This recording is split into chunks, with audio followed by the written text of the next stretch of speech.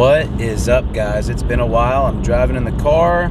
If you hear a little bit of Christmas music in the background, it's because it is Christmas season. It is December 23rd, Monday. I'm on my way to Murphy's Harrah's River Casino.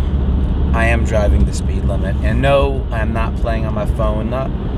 Not touching my phone. So this is not... Oh, shoot. Look how crazy that is. You see the view. Well, I'm going to try to drive without you guys, without my camera breaking. All right, take number 2. That was crazy. But yeah, I'm up on my way to Murphy's Harrah's Cherokee River Casino. And if you can hear some Christmas music in the background, it's because it's Christmas time. It's December 23rd. And all my friends are working, and I'm off. I'm off on this beautiful day. Got a nice shave in. Got my Sunrun apparel on. It's been a while. And you may be wondering, is it been a while because you quit playing poker? The answer is no. It's been a while because I've actually been focusing a lot on poker. I'll tell a story, though, before we start this epic Sunrun, because it's been a Sunrun. Right now, since October, since late November, I've been on a big upswing. It could have been October, I forget. My buddy Tyler was with me. Actually, it was middle of November. In the last month and a half, I've won approximately $1,500 or $1,600 in about 4 or 5 sessions. It's been great. Not a lot for some people, but for a guy that's making it a part-time gig, it's pretty good. But where all the Sunrun started is where I the most unfortunate luck I've had. It's a bad beat, and it hurt in the moment. Made me want to throw up, but without it, there would be no poker. We had just played a bomb pot. I look down. I believe I'm under the gun. No, I'm not under the gun. Sorry, I am on the button. I'm on the button. Player raises to $25. It goes fold, fold, fold. And the cutoff calls. I'm looking down at pocket aces on the button. I'm going to 3-bet to $100 here. If anyone tells you aces is not a 3-bet, they're crazy, guys. Why do you don't want aces multi-way? I want one caller. I want one caller. Just one caller. You do not want 2. So when I 3-bet to 100 with the best hand ever created, the old player, or that player, he looks about in his middle to late 30s, maybe early 40s. Been drinking quite a lot, probably. He goes all in, music to my ears, player to my right folds. I say, I have aces, and he's like, oh my gosh. And this is where it gets sad. I say, nah, man, you'll probably suck out. I actually won a big pot before. So this is like an $800 pot. About an $800 pot. And it's funny, the splash pot happened right before I would have hit top pair. And I told my buddy Tyler, I said, there'll be better spots. Because I folded to an all-in. It was ace-2, top pair, no kicker. Here's what the flop comes. Aces versus queens in an $800 pot. I've sat down for about 25 minutes at this point. The flop, 9 of hearts, 9 of clubs, jack of diamonds. Turns, the 4 of diamonds. If I fade 2 outs, I win my biggest pot of my life. But unfortunately, it is the queen of diamonds. It ends up being queen's fool, and I lose a huge pot. I was very sad. But you've got to have the lows to get the highs, and that's where our story starts.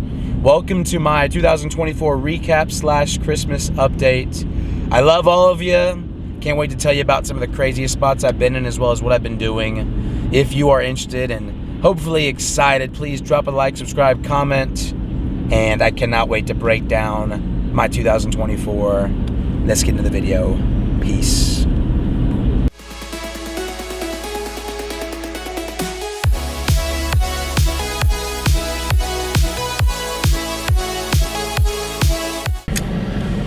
Well, that's over. Just got done at the casino at Murphy's Cherokee River Casino. Nothing crazy to really report, which I hate. It was kind of pretty standard. I was at a really tight table, which at Murphy, I guess most tables are pretty tight. A lot of older gentlemen. I was a young guy. One action player, 5 very, very tight older gentleman players, if you know what I'm saying. Basically, they would limp jacks, limp queens. I'm pretty tight. Like, I'll limp ace-10 offsuit if I'm not in position from under the gun. Call a 3-bet, you know. However, these guys were like calling jacks on the button. Absolutely disgusting. Just like, it was wild. So I wasn't putting any weird spots, but I'd like to talk with you about one weird spot that happened, I guess about a month ago. We'll talk about some of the weird spots I've been put in this year. I would say the first weird spot I want to talk about came in Tampa Hard Rock Casino, and it was a doozy. I remember it like it was yesterday, pulling in the old notes. I had just announced it was my last hand, and I had 4-6 offsuit. I'm on the button, straddles announced. Essentially what happened was it goes limp, raise to 15, fold, fold, fold, and I'm like, I'll call. And oh, sorry, no, I was in the small blind. I called the straddle. My bad. Called the straddle, so it was 6-6, 15, fold, fold, fold, straddle called, I called, making it a $45 pot. I have 4-6 offsuit, and the flop comes pretty gin. It comes 4-6-9 rainbow. Yes. I flopped 2 pair. I had checked in the dark, which was amazing. Checked in the dark. Initial better, leads for 15. Straddle folds, I call with my 2 pair. Turn, it's not a good one. It's an 8. Oof. So, still have 2 pair. So board's 4-6-8-9. I'm like, okay. I check. He bets again for 15. I call. And then the river is disgusting. Comes out a 5. An offsuit 5. So yes, out there is 4-5-6-8-9. 4-5-6-8-9. Anything to a 7, I check. He jams, which is an overplay. He's got like $105 in his stack. I think the pot was like, it's like $90, but I'm not super invested into it. At this point, I was sitting at about $500 something. I was sitting pretty good. What do you do with 2 pair there? 2 pair on the flop, 1 liner out to a straight. He led though. Is there any chance he was just leading with anything, knowing it was my last hand? He's a young guy, probably in college. I ended up tank folding, and never showed me. I said it was a good game. But tell me what you would do there. Would you lead bigger? Would you re-raise on the flop? I thought my smooth call was great, given I had the board pretty locked up and then just an awful run out. But tell me what you think about that. Anyways, I'm about to get back on the road. Very sad to report I lost about $100 today. It's hard to play OMCs when they're limping jacks on the button and a hit top pair. It's not good. And there was another hand today where literally same old guy that limped jacks called like $25 and $50 bets, like when I had top pair ace kicker for a gut shot, and he hit his gut shot, checked it. I checked behind because I'm like, one of you guys has kings.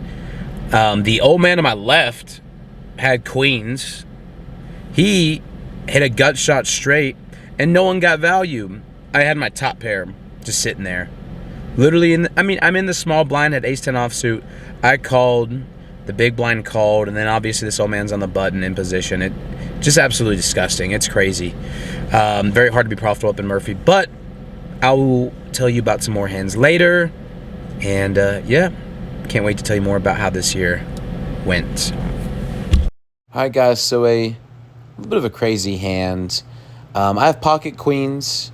I raised to $15, and for this hand, the main opponent's going to be an older gentleman who is, I thought, an old man coffee, which is someone who doesn't really play a lot unless they have great hands. But anyways, so what happened was I raised 15. I had someone raise me to 45. I call, and so does the old man.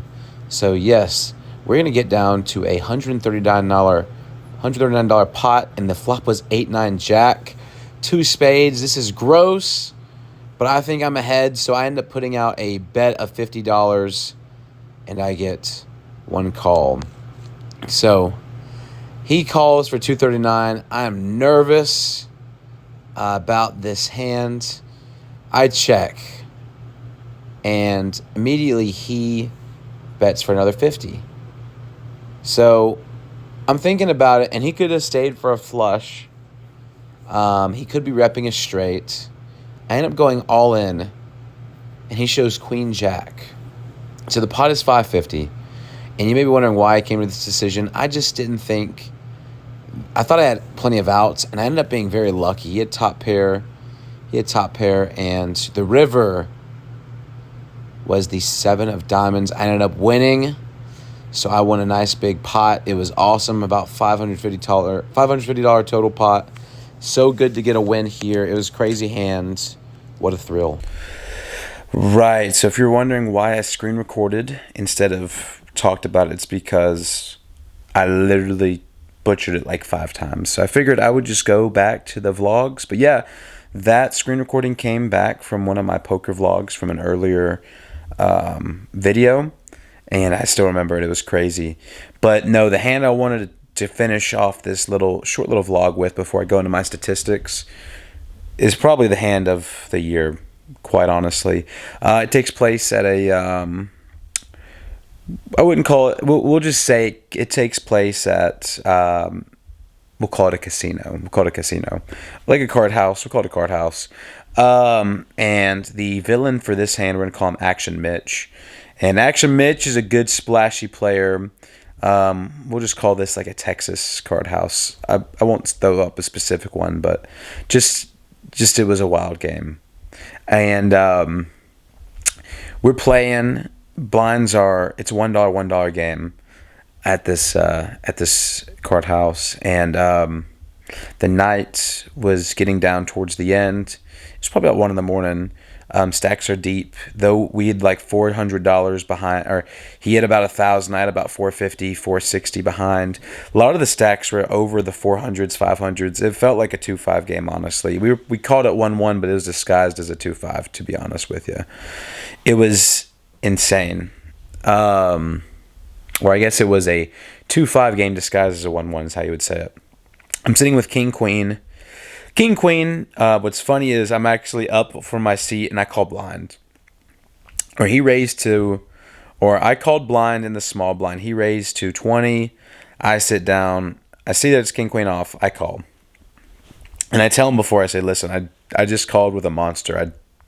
I was blind. He's like, really? I was like, yeah. Flop came pretty awesome. It came King 10 8 2 hearts. King 10 8 2 hearts, and I have the Queen of Hearts in my hand, which is pretty good. I'm sitting really, really good here. I want to take this pot down. I bet for about $25, which he calls. Interesting.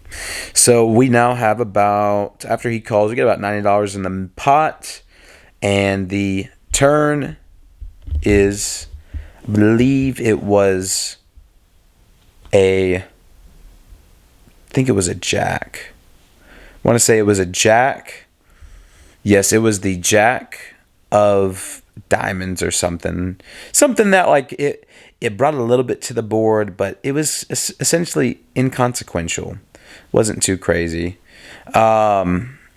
So Jack hits the board. I'd bet for another $25 because I like my hand, and he calls. So we get about $140 in the middle, nothing too crazy.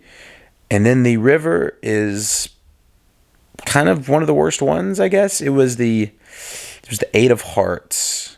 Ooh, pairs the board, brings the flush in. Sick.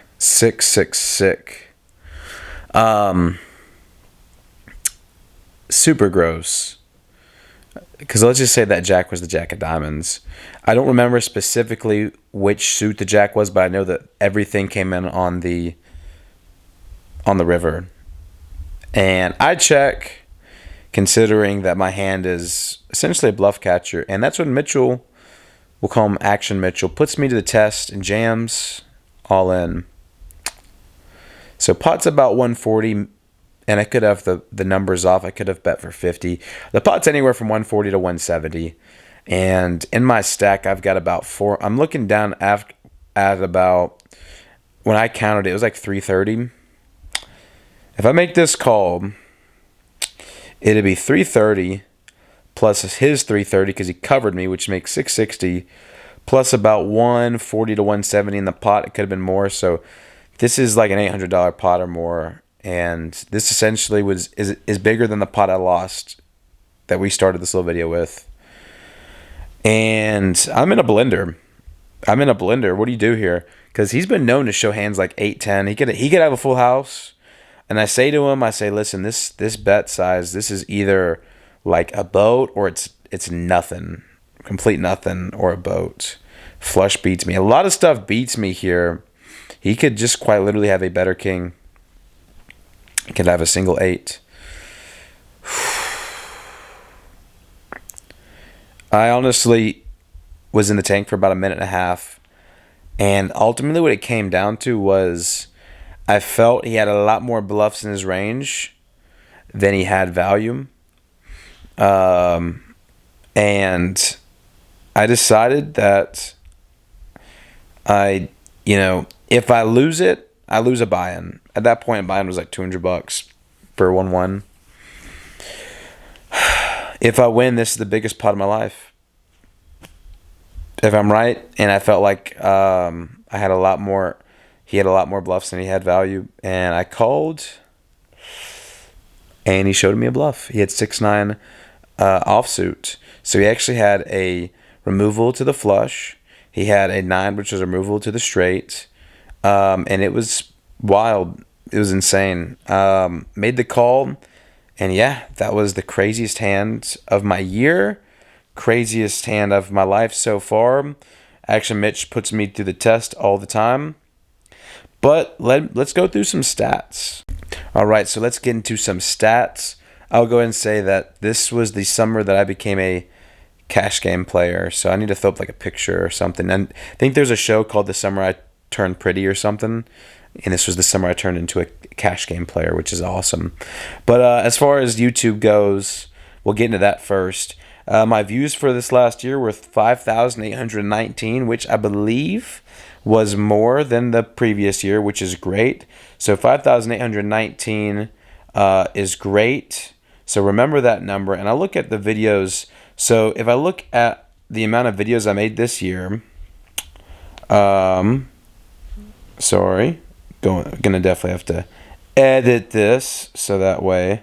1, 2, 3, 4, 5, 6, 7, 8, 9, 10, 11, 12, 13, 14, 15, 16 videos. We made 16 videos. And if we divide, and I'll go ahead and tell you this is not accurate because some of those views came from my old video. If we divide that by 16, it was about 360 views a video, which is not accurate because I had one video that blew up. Not really blew up, but my poker vlog, my first cash game at Harrah's, poker vlog number 9, it did tremendous this year. It actually ended up getting 1.4K views, which is amazing. Very happy about that. As far as like hours, we're at 435 subs. We have 392 public watch hours, so that needs to go up. I've been slacking. But what really matters is how did I do as a profitable player? And we got in the money $3,258 this year. I really started trying to go semi-pro in about August, September, so about 4 months. 4 months of actually making it like a semi-pro job, like a just once or twice a week. And my hourly is $16.76 an hour. And my months, I've only had one losing month, and I will try to take a picture and go through these stats with you. My best month has been December. My worst month was October, which was my only losing month. Only lost about $342 though. My hourly in May, because I guess it tracks back to May, so let's say 6 months. Did pretty good in May, June. July was awful. August was awful. September was pretty decent. November was good. And then December just been sun running. But yeah, it's been amazing. And as far as goals for this upcoming year, my biggest goal is to continue to build my bankroll. I would like to have a $10,000 year. I think that would be amazing. Want to see how I can do. Want to push the stakes. I want to play in my first 2-5 game. And I want to try to really, really work on the YouTube because I got out 16 vlogs, which is technically more than last year, which was 13. But with a full year, I should have done way better. So I'm going to try to get, if I'm at Poker Vlog 29 or something now, I'm going to try to get to Poker Vlog 50. So 21 Poker Vlogs in 1 year is my goal. But I love you guys. Thank you so much for staying throughout the video. And let's hope that this journey, we continue to do well, win a lot, and yeah, hopefully continue to become a better player and eventually maybe a pro. I love you guys. Thank you so much for supporting me, and I'll see you in the first poker vlog of the new year. Peace.